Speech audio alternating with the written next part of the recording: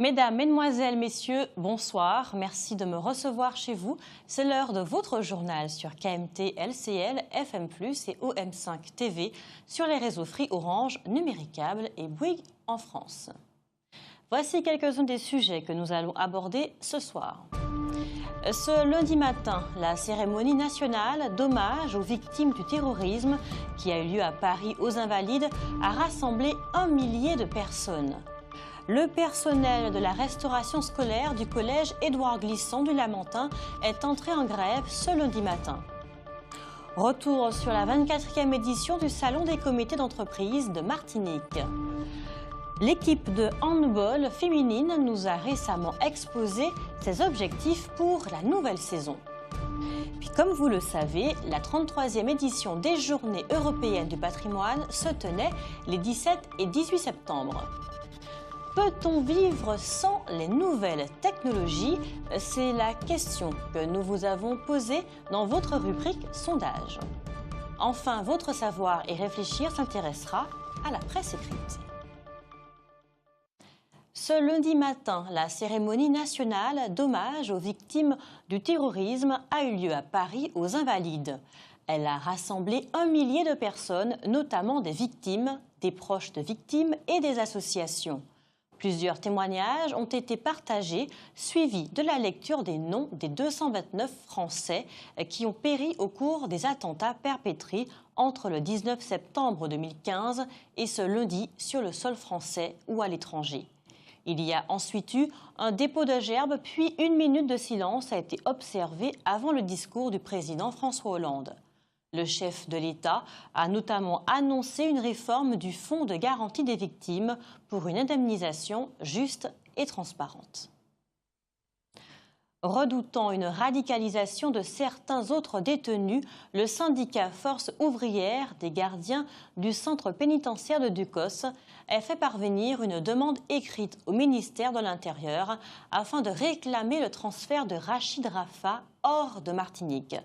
Rappelons que ce Marocain soupçonné d'être lié à Al-Qaïda a été incarcéré à Ducos le mois dernier après avoir été retrouvé aux Mornes Rouges.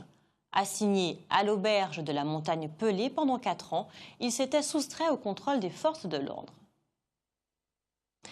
L'actualité nous conduit à nous demander combien de personnes parmi celles qui, dans le monde entier, ont affirmé être Charlie après la tuerie du 27 janvier 2015, continuent à le clamer aujourd'hui. Un récent dessin en dernière page de Charlie Hebdo représente en effet les 280 victimes du tremblement de terre du 24 août en Italie comme des plats de pâtes et des lasagnes faites de cadavres. Intitulé Séisme à l'italienne, il s'accompagne de la légende suivante. Penne, sauce tomate, penne gratiné, lasagne. On s'en doute, ce dessin a suscité scandale et incompréhension dans ce pays où les habitants s'étaient montrés largement solidaires avec la France et Charlie Hebdo lors des attentats.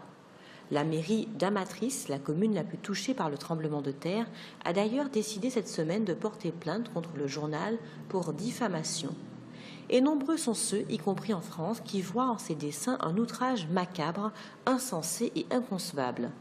Le ministre de la Justice italien a d'ailleurs qualifié ces caricatures de répugnantes.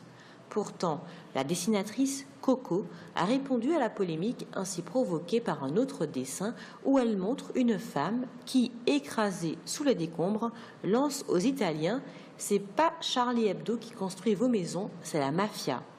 Provocation, mépris ou inconscience seraient-ils les seuls outils dont disposent ces caricaturistes pour faire parler d'eux et de leur journal ? En bref, le personnel de la restauration scolaire du collège Édouard Glissant du Lamentin est entré en grève ce lundi matin. Les cantiniers se plaignent des conditions de travail et notamment de la mutation de 2 agents qui n'ont pas été remplacés. Il semblerait que cette restriction des effectifs, qui s'ajoute à des arrêts maladie, rend le travail des employés particulièrement difficile. Les parents de l'école primaire La Ruche sur la route de Mout ne sont pas d'accord et le font savoir. Depuis la rentrée, ils ne peuvent plus déposer leurs enfants dans l'enceinte de l'établissement. Le plan Vigipirate prévoit en effet un nouveau dispositif de dépose minute qui les oblige à déposer les élèves devant le portail. Une procédure contre laquelle ils protestent car elle met en danger la sécurité des enfants, selon la porte-parole des parents. Il faut dire que sur la route de Mout, il n'y a ni trottoir ni ralentisseur. Pas sûr donc que les conditions de sécurité soient réunies.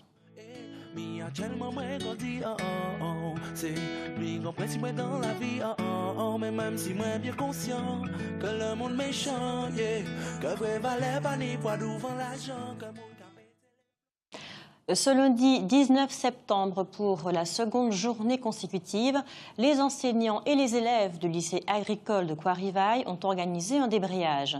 Ils s'opposent, comme vous le savez, à la mutation de Philippe Aurore, le directeur de l'établissement. La 24e édition du Salon des comités d'entreprise de Martinique avait lieu le jeudi 15 septembre à l'hôtel Batelière à Schœlcher.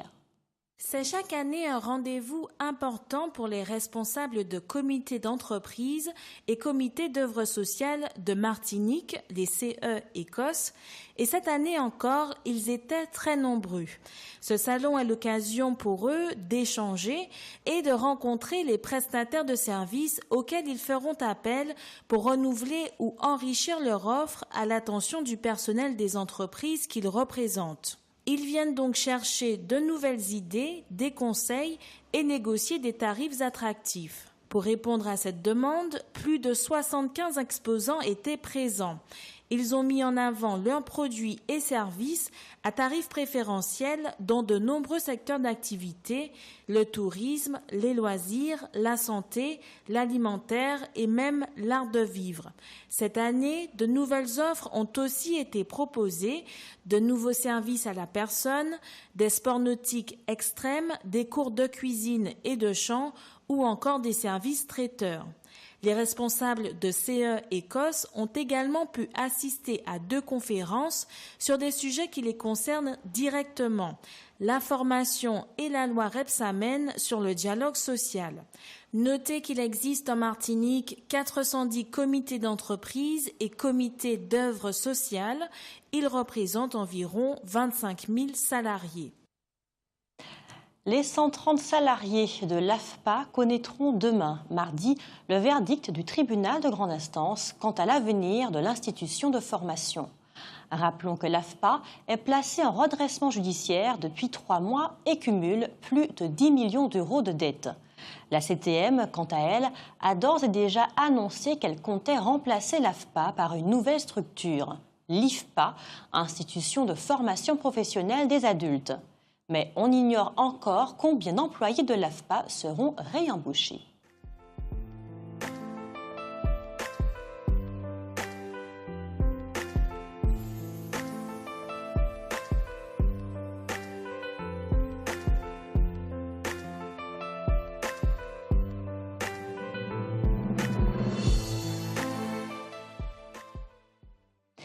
C'est définitif. Henri Basson ne participera pas à l'élection de la présidence de la Chambre des métiers et de l'artisanat.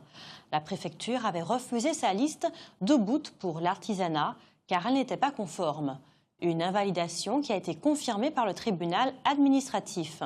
Même si il n'a d'autre choix que d'accepter cette décision pour Henri Basson, il ne peut pas y avoir de poids, de mesure.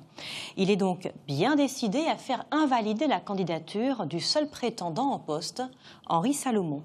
Selon lui, il y a un traitement de faveur et le mieux serait de reporter ces élections.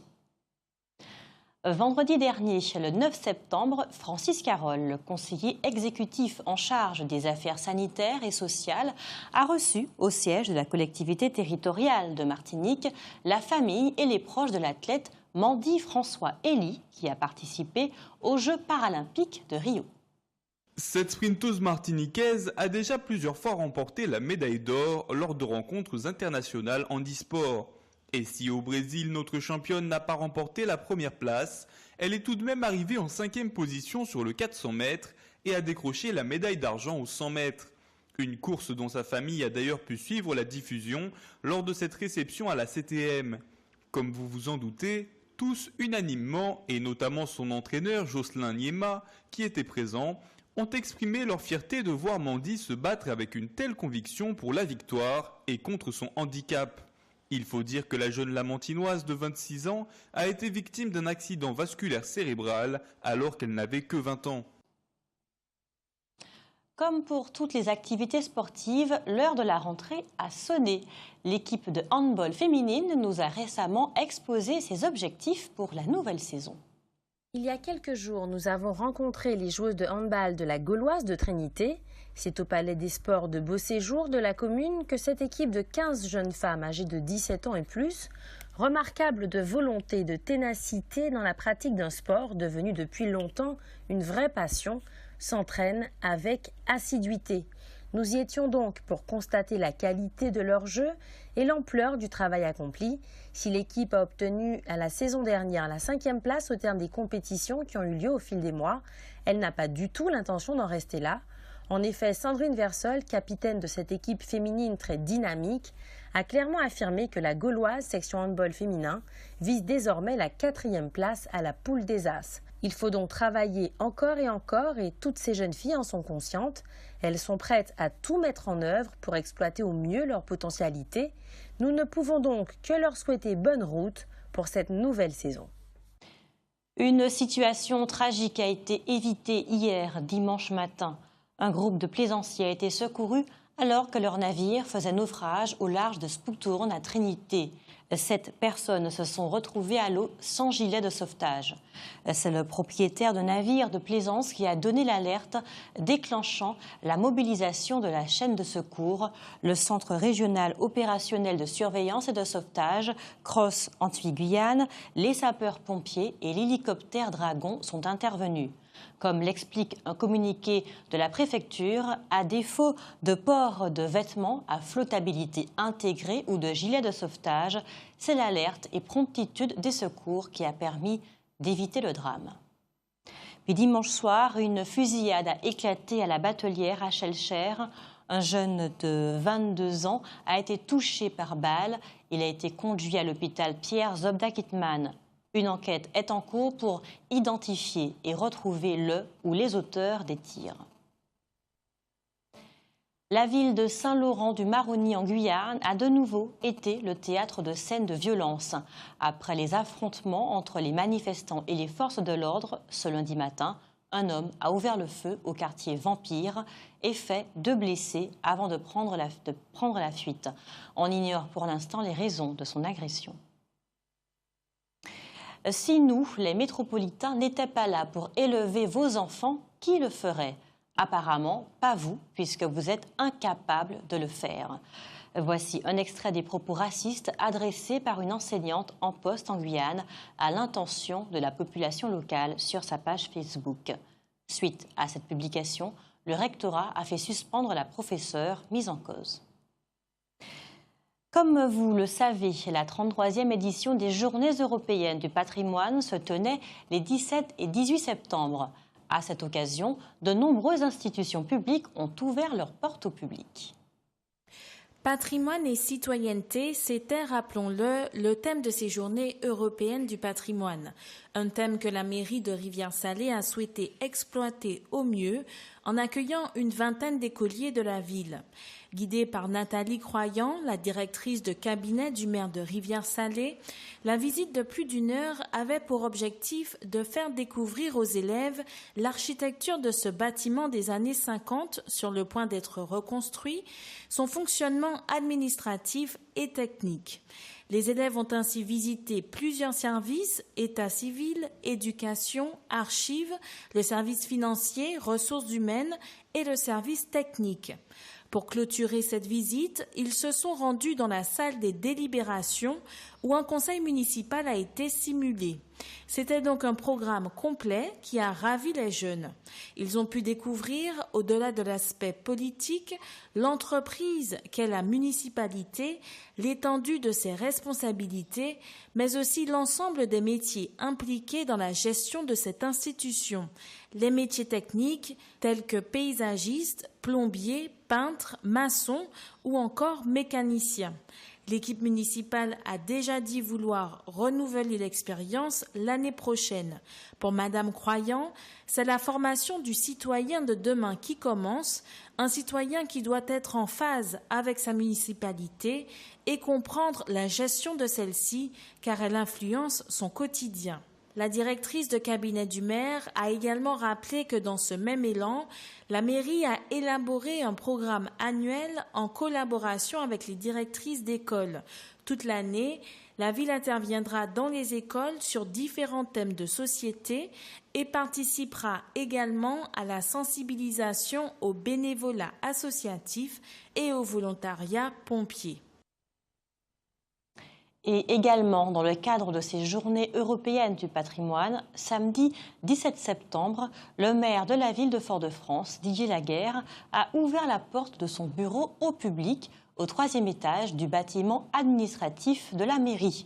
L'occasion pour lui d'échanger avec les visiteurs, de partager des anecdotes sur l'histoire de ce bureau qui a évolué au fil du temps et également d'expliquer les symboles de la municipalité.